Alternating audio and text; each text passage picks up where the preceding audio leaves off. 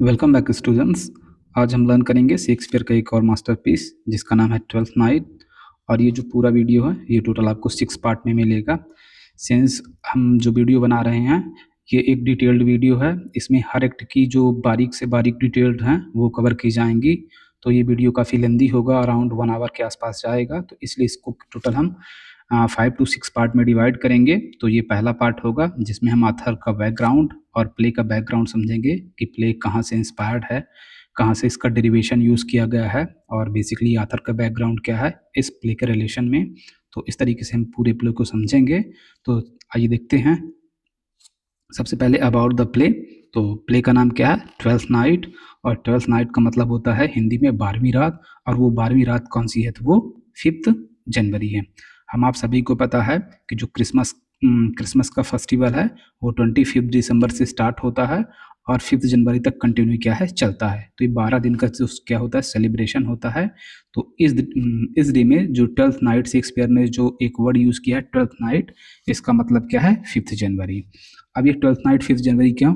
तो जब कभी भी कोई फेस्टिवल्स का लास्ट होता है या वो एंड होने वाला होता है तो वहाँ पर लोग बाग क्या करते हैं, एक अच्छा खासा सेलिब्रेशन रखते हैं, उत्सव मनाते हैं और बहुत सारे हॉलीडेज़ को टाइम पास करने के लिए क्या करते हैं, स्टोरियाँ बनाते हैं, उनमें रोल रिवर्सल करते हैं, जो पुरानी पौराणिक कथा होती हैं, ट्रेडिशनल एपिक्स होते हैं, तो वो सब चीज़ें क्या हम लोग कंटिन्यूअसली करते हैं जिससे कि हमारा क्या हो, इंजॉयमेंट हो, रिलीसनेस फील करें और पूरा माहौल क्या हो, बहुत अच्छा हो।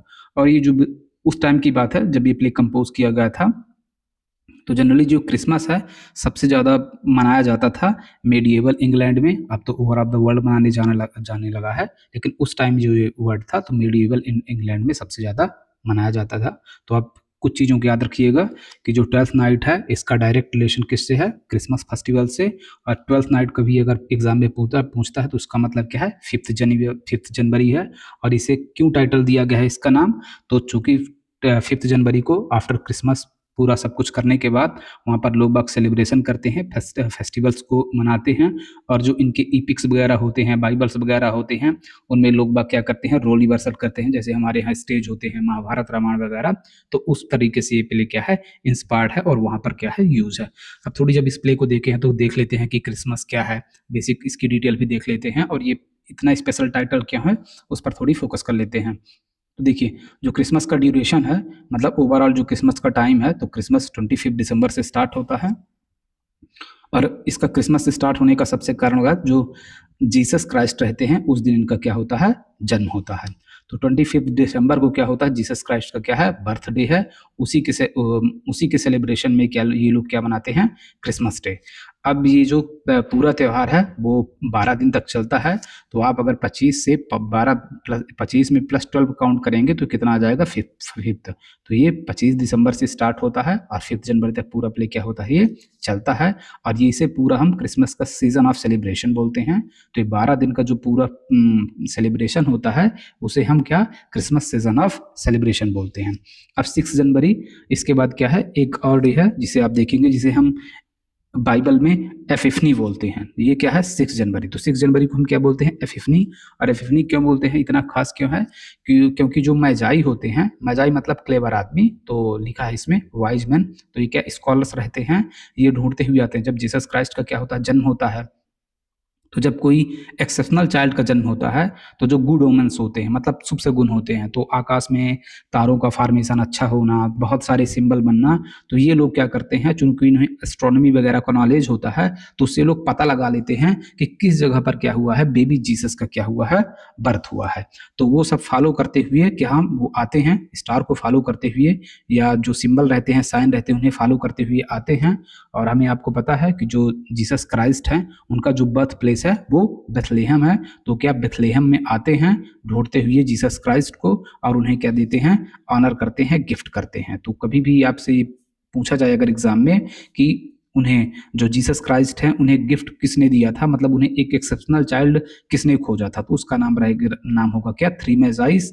और वो 3 मैजाइस का नाम क्या है, पहले का नाम है मेल्कीवर, दूसरे का नाम है कैस्पर, कुछ कुछ कहीं कहीं आपको बाइबल में गैस्पर भी देखने को मिलेगा, और तीसरे का नाम क्या है, बेल्थेशार। तो इस तरीके से ये 3 लोग थे जिन्होंने क्या किया, जो वो थे क्या नाम है, बेबी जीसस क्राइस्ट थे, उनके डेफिनेशन को उन्हें क्या किया है, डिफाइन किया है। सिमिलरली जिस प्रकार से हमारे यहाँ लॉर्ड हनुमान है, जब उन्हें इंद्र भगवान वो वज्र वगैरह मार देते हैं तो बहुत सारे लोग क्या करते हैं, उन्हें वरदान देते हैं, जिससे कि क्या और भी ज्यादा क्या उनमें यूनिक क्वालिटियां आ जाती हैं। तो सेम इसी तरीके से 3 मैजाई होते हैं, ये इन्हें इनकी क्वालिटियों को क्या करते हैं, डिफाइन करते हैं। अब ये जब मैजाई लोग आते हैं तो इन्हें क्या करते हैं, ये कुछ प्रेजेंट देते हैं, और वो प्रेजेंट का क्या एक अपना एक अलग सिग्निफिकेंस होता है। मतलब वो जो प्रेजेंट देंगे तो उसका क्या रहेगा, एक अलग रहेगा, कि मतलब उनसे एक क्वालिटी पता चलेगी। तो देखिए वो देते क्या है, वो लोग टोटल 3 लोग रहते हैं और 3 चीज को क्या करते हैं, वो प्रेजेंट में देते हैं। पहला मैजाई क्या देता है, गोल्ड, और गोल्ड रेफर क्या करता है कि किंग। गोल्ड ये बताता है कि जो जेसस बेबी जेसस हैं वो आगे चल के क्या बनेंगे, राजा बनेंगे। वो क्या करेंगे, किसी किंगडम को या किसी ड्यूकडम को क्या करेंगे, वो बूट अप करेंगे। तो इस तरीके से जो पहला मैजाई है वो उन्हें क्या करता है, गोल्ड प्रेजेंट करता है, जो ये बताता है कि वो क्या है, किंग है। अब गोल्ड ही क्यों, तो देखिए कोई भी कंट्री है या कोई भी वर्ल्ड है या कोई भी इकोनॉमिक पावर है, तो किसी भी कंट्री की जो जनरली इकोनॉमिक पावर है, देखिएगा इकोनॉमिक पावर मैं लिखे देता हूं, किसी भी कंट्री की जो इकोनॉमिक पावर है ये आंकी जाती है किससे, वैल्यू से, मतलब मनी पावर से। और गोल्ड ही उस टाइम में क्या था, गोल्ड ही उस टाइम में क्या था, एक स्टेबल मनी था, और वो जिसके पास जितना ज्यादा गोल्ड उसे उतना ही ज्यादा पावरफुल माना जाता है। जैसे भारत को भी क्या बोलते थे, सोने की चिड़िया वगैरह बोलते थे। तो सोने की ही चिड़िया क्यों बोलते थे, क्योंकि गोल्ड क्या है, गोल्ड एक प्रीशियस स्टोन्स था, और यही किसी देश की कंट्री को क्या करता था, डिफाइन करता था। तो इस तरीके से वो गोल्ड ये बताता है कि जो बेबी जीसस क्राइस्ट है वो क्या है, एक किंग है। दूसरे मैजाई हैं, वो भी इन्हें क्या करते हैं, एक प्रेजेंट देते हैं, गिफ्ट देते हैं, उसका नाम क्या है, फ्रैंकिनसेंस। इसे सिंपल लैंग्वेज में पढ़ेंगे, फ्रैंकिनसेंस। तो फ्रैंकिनसेंस क्या है, वो फ्रैंकिनसेंस देते हैं। फ्रैंकिनसेंस को आप ट्रीट करिएगा अपने यहाँ से धूप या अगरबत्ती से। वो क्या देते हैं, धूप या अगरबत्ती देते हैं। और हम किसमें अगरबत्ती लगाते हैं, भगवान को क्या करते हैं, अगरबत्ती वगैरह पूजा में लगाते हैं। तो ये चीज ये बताती है, फ्रैंकिनसेंस ये बताती है कि जो बेबी जीसस क्राइस्ट हैं वो क्या है, गॉड लाइक है, वो भगवान के समान है और इनकी पूजा की जा सकती है। तो पहला गोल्ड बताता है कि वो किंग है, और फ्रैंकिनसेंस बताता है कि वो क्या है, गॉड लाइक है, भगवान के तुल्य हैं और उनकी पूजा की जा सकती है। एक और तीसरे में जाए रहते हैं, वो उन्हें एक और गिफ्ट देते हैं जिसका नाम क्या रहता है, मिर। इसे पढ़ेंगे आप मिर, डबल आर इसमें है जो प्रोनाउंसिएशन, इसे हम क्या करेंगे, नहीं प्रोनाउंस करेंगे, तो मिर। ये इस तरीके से क्या एक लोशन है, एक ऑइंटमेंट है, तेल वगैरह आप बोल सकते हैं लोशन टाइप में। तो जब आप देखे होंगे इजिप्ट वगैरह में जब कोई डेड बॉडी खत्म हो जाता है तो क्या करते हैं, उसकी बॉडी को प्रिजर्व करने के लिए वो लोग एक लोशन लगाते हैं, जिससे कि बॉडी क्या लॉन्ग टाइम तक क्या करे, सस्टेन कर पाए या प्रिजर्व रहे। तो अब ये चूंकि किसमें लगाई जाए, डेड बॉडी में लगाई जाती है। तो ये चीज ये बताती है कि जो बेबी जीसस क्राइस्ट है उनकी भी क्या होगी, एक न एक दिन क्या होगी, डेथ होगी। इस तरीके से जब किसी आदमी की डेथ होगी तो वो क्या होगा, ह्यूमन। तो इस तरीके से ये बताता है, मीर बताता है कि वो क्या है, एक आदमी है। तो तीनों चीज को अगर मैं टुगेदर रख दूं, एक साथ रख दूं, तो ये शो करते हैं कि जो बेबी जीसस क्राइस्ट हैं वो आगे चल के किंग भी रहेंगे, और वो एज अ गॉड लाइक भी रहेंगे, और वो ह्यूमन है। तो इस तरीके से वो 3 वो हैं। अब थोड़ी प्ले के बारे में बेसिक फैक्ट देख लेते हैं। तो देखिए जो प्ले है इसका फुल टाइटल क्या है, 12th नाइट, और इसका एक और टाइटल है जिसका नाम है व्हाट यू विल। यहाँ पर लाइक, डू और गेट मैंने अपने से लिख दिया है, और जो बेसिक जो बुक में आपको टाइटल मिलेगा तो व्हाट यू विल, इसका मतलब है जो भी आपको पसंद हो, जो भी कुछ आप करना चाहें आपकी मर्जी के अनुसार। अब इस टाइटल का नाम ऐसा क्यों है, तो देखिए जो 12th नाइट है उसका भी से वो रेफर क्या करता है, रिलीजनेस, इंजॉयमेंट। तो ये 12th नाइट का क्या है, जब क्रिसमस में ये लोग क्रिसमस सीजन में ये लोग क्या करते हैं, अपने आप को इंजॉय करते हैं। तो उसमें वो उनका जो मन पड़े, उन्हें पूरी फ्रीडम होती है, जो मन चाहे वो खाएं, जहां मन चाहे वो घूमें, जो मन चाहे वो पिए। तो इसलिए उसका एक और टाइटल है जिसकी एप्ट नेमिंग क्या है, नोमेनक्लेचर इसका क्या है, व्हाट यू विल। आपको जो पसंद हो आप वो करिए। तो आप कंफ्यूज न होइएगा, इसके 2 टाइटल हैं, एक टाइटल है 12th नाइट और दूसरा टाइटल है व्हाट यू विल। और इसमें आपको जो भी ऐड करना है आगे वर्ब आप यूज कर सकते हैं। लाइक आपको पसंद है, डू आपको करना है, गेट मतलब पाना है, ईट, वंडर, जो भी आपको चाहिए उस तरीके की आप यहाँ पर वो आप क्या कर सकते हैं, आप यूज कर सकते हैं एज योर चॉइस। अब ऑथर की बात करें तो ऑथर इसके कौन है, विलियम शेक्सपियर हैं। इस प्ले को कंपोज कब किया गया है, तो 1601 से 1602 के बीच में इसे कंपोज किया गया है। एग्जैक्ट डेट इसकी पता नहीं है। फर्स्ट परफॉर्मेंस की अगर बात करें तो 2 फरवरी 1602 को इसे परफॉर्म किया गया है। कब परफॉर्म किया गया, कैंडलमस फीस्ट। फीस्ट मतलब होता है दावत। जब कभी आप जैसे किसी के एंगेजमेंट शादी वगैरह में जाते हैं, वहाँ पर खाने होने की व्यवस्था होती है, उसे क्या बोलते हैं, फीस्ट बोलते हैं। तो एक क्रिश्चियन का एक सेलिब्रेशन का दिन होता है जिसे हम कैंडलमस बोलते हैं। वहाँ पर बहुत सारी कम्युनिटी के लोग क्या करते हैं, इकट्ठा आते हैं और इकट्ठा आने के बाद सभी लोग खाते पीते हैं। तो उसी तरीके में क्रिश्चियन लोगों ने एक क्या किया, एक पूरी गैदरिंग की और गैदरिंग में एक फीस्ट का वो रखा, प्लान रखा और वहाँ पर उस प्ले को क्या किया गया, सबसे पहले परफॉर्म किया गया। तो वर्ड याद रखिएगा, कैंडलमस फीस्ट। ये डायरेक्ट एग्जाम के लिए रिलेवेंट है।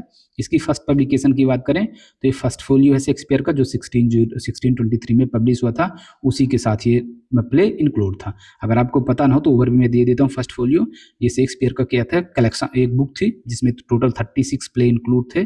तो सभी का एक साथ क्या हुआ था, पब्लिकेशन हुआ था। सपोज दैट कहिए एक किताब है, उसमें 1 2 3 4 5 करके ऐसे प्ले लिखे हुए हैं और सबके ऑथर एक ही हैं। तो एक किताब है, एक बुक है जिसमें टोटल 36 प्ले लिखे हुए हैं, उसी में ये प्ले क्या था, इंक्लूड था।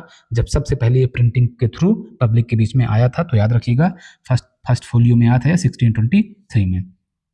इसका जॉनर कैसे है, तो रोमांटिक और कॉमेडी दोनों चीज़ें हैं, रोमांटिक और कॉमेडी। आपको रोमांटिक, देखिए रोमांटिक क्या होता है, जब कभी भी आप दो कपल्स, दो फैमिली, इनके बीच में रीयूनियन, मैरिज, ऐसी चीज़ देखेंगे तो वो चीज़ें क्या कहलाएंगी, रोमांटिक कहलाएंगी। और जब कभी भी आपको अंदर से लाफ्टर अराउज हो तो उसे हम क्या बोलेंगे, कॉमेडी। तो उसमें दो चीज़ें आप देखेंगे, मैरिज भी देखेंगे, रोमांस भी देखेंगे, साथ में आपको लाफ्टर भी फील होगा। तो इस तरीके से इसका जॉनर क्या है, रोमांटिक कॉमेडी है।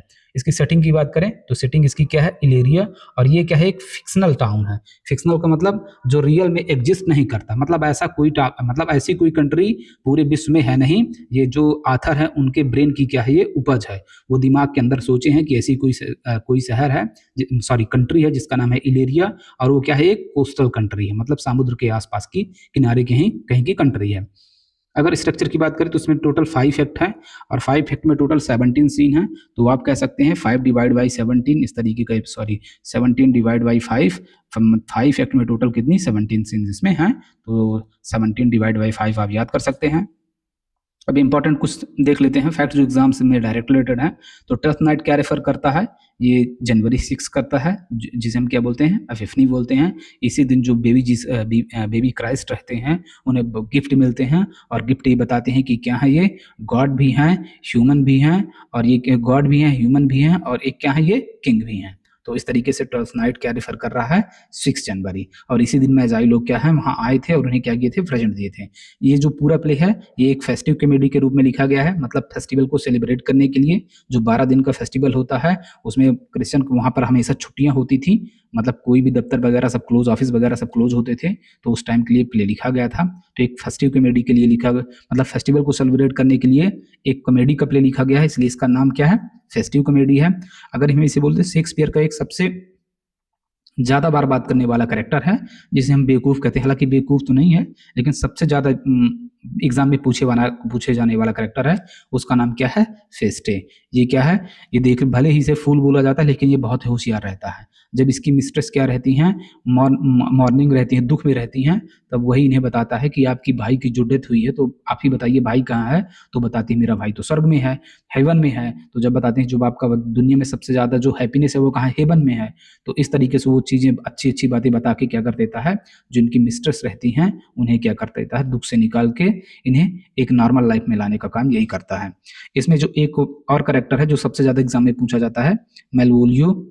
इसे ऐसे पढ़िएगा आप, मेलवोलियो। तो मेलवोलियो एक कैरेक्टर है, ये एक डॉग कॉमिक एलिमेंट को रिप्रेजेंट करता है। तो देखिए डॉग का मतलब होता है जिसके साथ कुछ न कुछ बुरा हुआ हो, और कॉमिक का मतलब होता है जिसके वजह से कुछ न कुछ मतलब हंसी वगैरह फनी फील हुआ हो।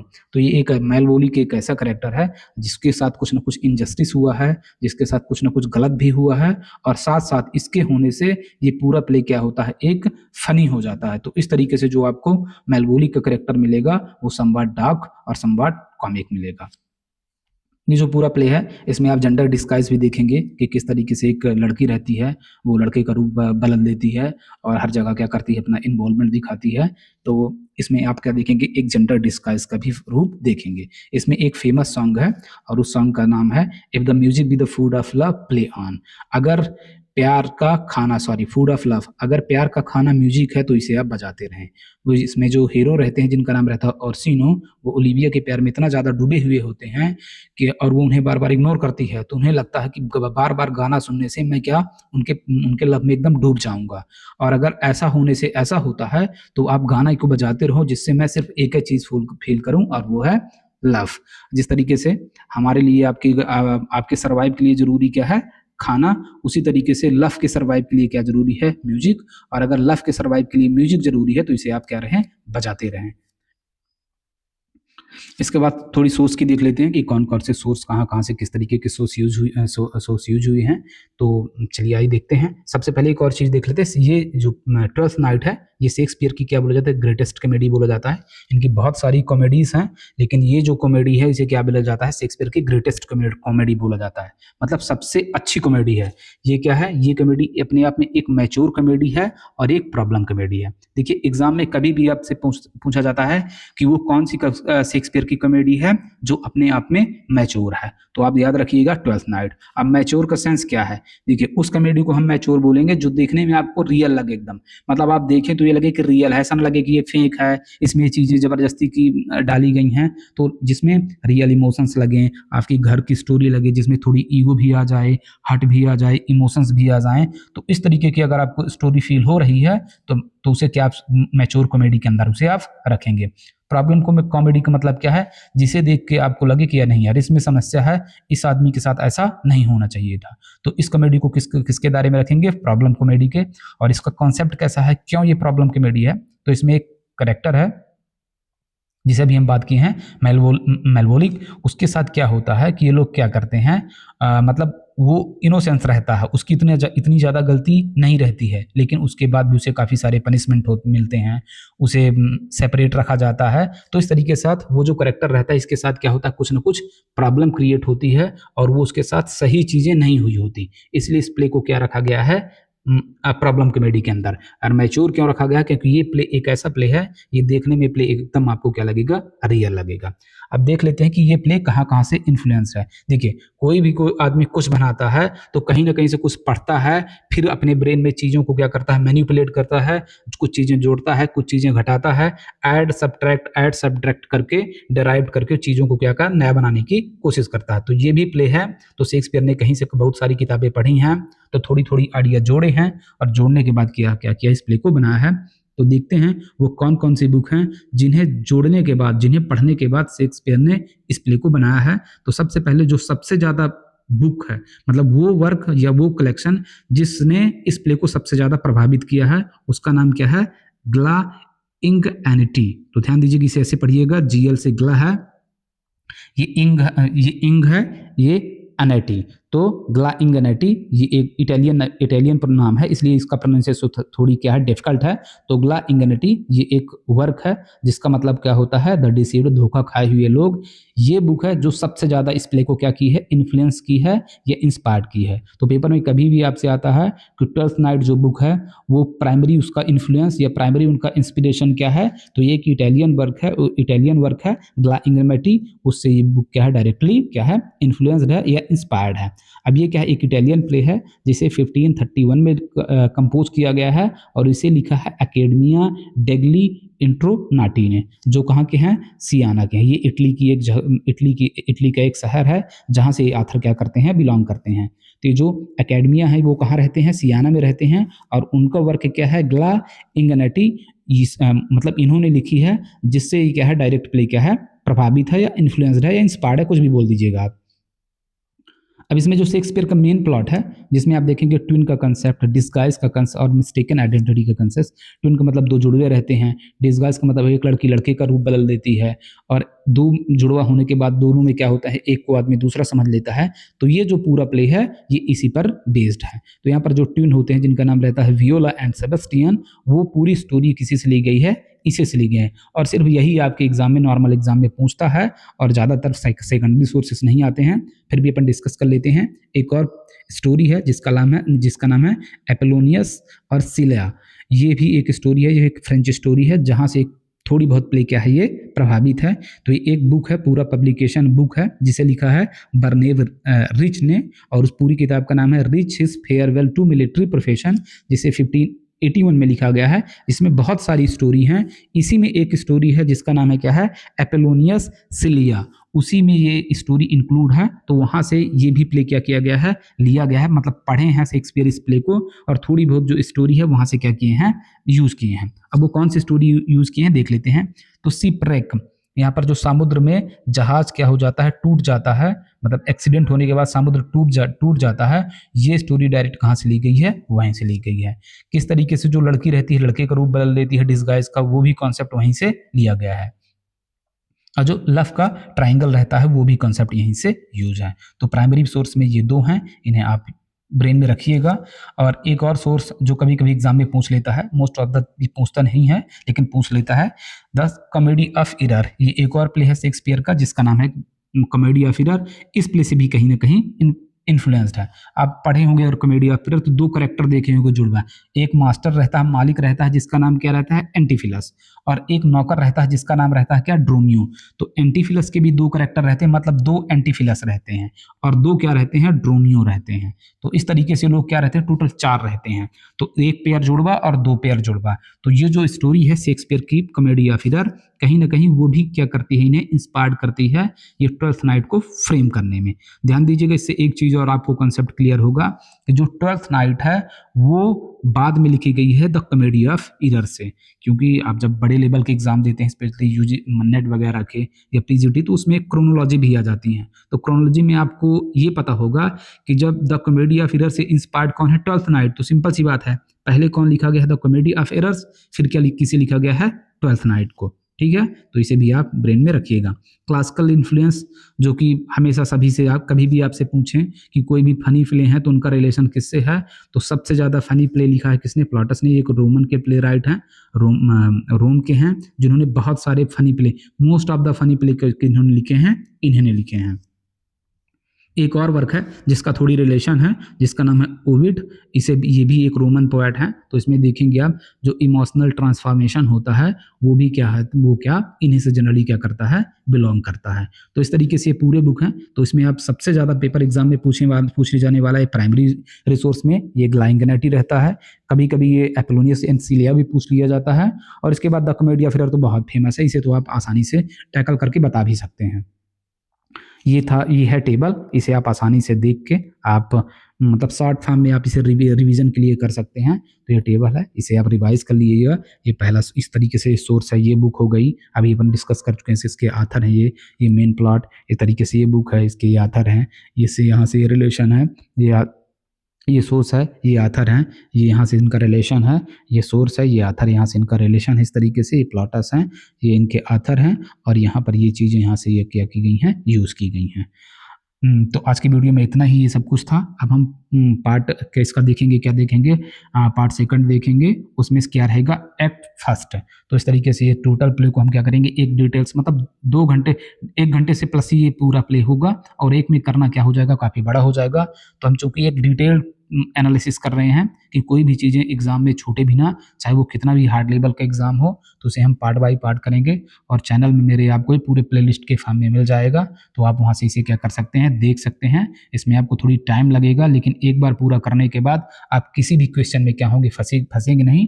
तो पहले पार्ट में हम देखेंगे background and author, first part में देखेंगे एक्ट 1, सेकंड में एक्ट 2, थर्ड में देखेंगे एक्ट 3, फिर एक्ट 4, देन एक्ट 5, और फिर 6 में देखेंगे कंप्लीट MCQs। 100 MCQs देखेंगे जो एग्जाम में कभी कैसे भी करके एग्जाम के लिए रिलेवेंट रहेंगे और कभी भी एग्जाम में आपके आ सकते हैं। तो ये था वीडियो का ये था complete video. Thank you for watching.